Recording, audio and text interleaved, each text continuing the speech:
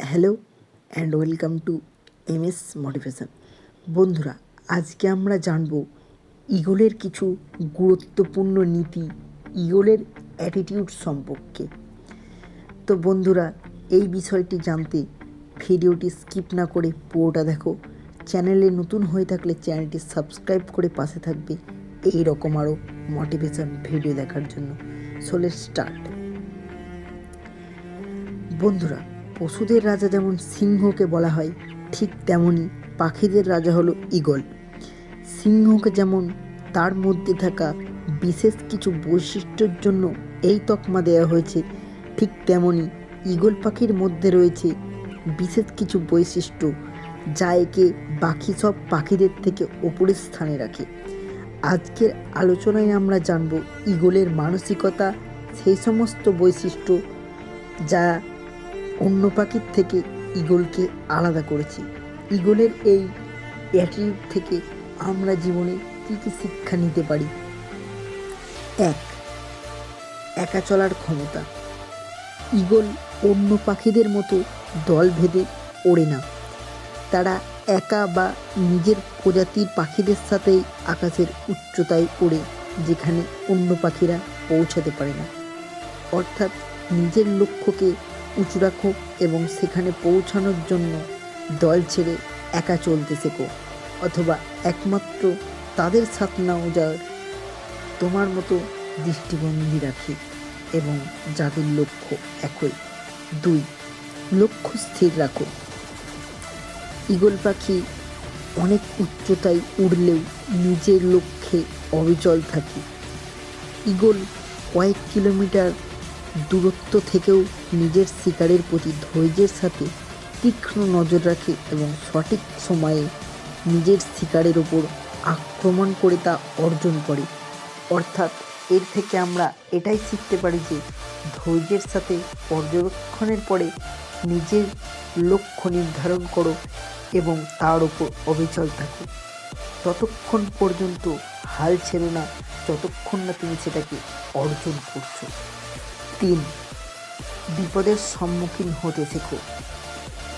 অন্য পাখিদের বিপরীত ঈগল পাখি ঝড়ঝঞ্ঝা দেখে ভয় পায় না। তারা ঝড়ের সময় অন্য পাখিদের মতো আশ্রয় খুঁজে বেড়ায় না।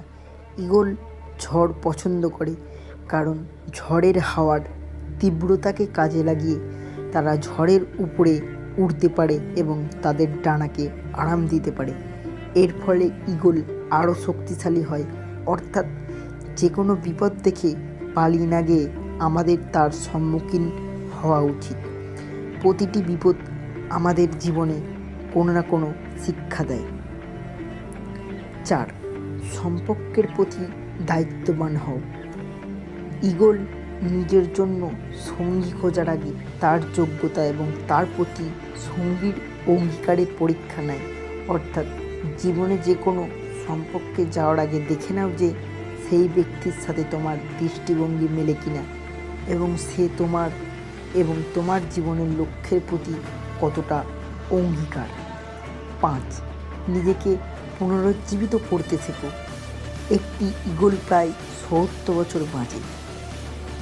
ঈগল জীবনের 40 বছর অতিক্রম করার পরে পাখির শরীর জীর্ণ হয়ে পড়ে। তখন তাকে একটি গুরুত্বপূর্ণ সিদ্ধান্ত নিতে হয়। 1. নিজের এই দুর্বলতাকে স্বীকার করে নিয়ে মৃত্যুর পথ বেছে নেওয়া, অথবা 2. বেদনাদায়ক পদ্ধতিকে নিজেতে পুনরুজ্জীবিত করা, আরও 30টি বছর উপভোগ করা। এই পদ্ধতিকে কাজে লাগিয়ে ঈগল নিজের পাখনাকে টেনে ছিঁড়তে হয় এবং নিজের ঠোঁট নিজেকে ভাঙতে হয়। এই পদ্ধতিতে প্রায় 5 থেকে 6 মাস সময় লাগে। এরপরে ঈগলের শরীরে নতুন পাখনা ও ঠোঁট আসে, যা তাকে আগের মতন শক্তিশালী ও শিকারে পারদর্শী করে তোলে। অর্থাৎ ত্যাগ ছাড়া সফলতা পাওয়া সম্ভব নয়।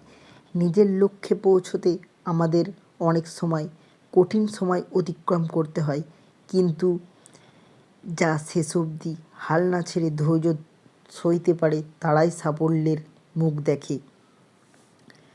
ঈগলের মানসিকতা নিয়ে এই ভিডিওটি কেমন লাগলো নিচে কমেন্ট বক্সে কমেন্ট করো। ভিডিওটি ভালো লাগলে একটি লাইক করো, চ্যানেলটি সাবস্ক্রাইব করে পাশে থাকো এই রকম আরও মোটিভেশন ভিডিও দেখার জন্য। ভালো থাকুন, সুস্থ থাকুন।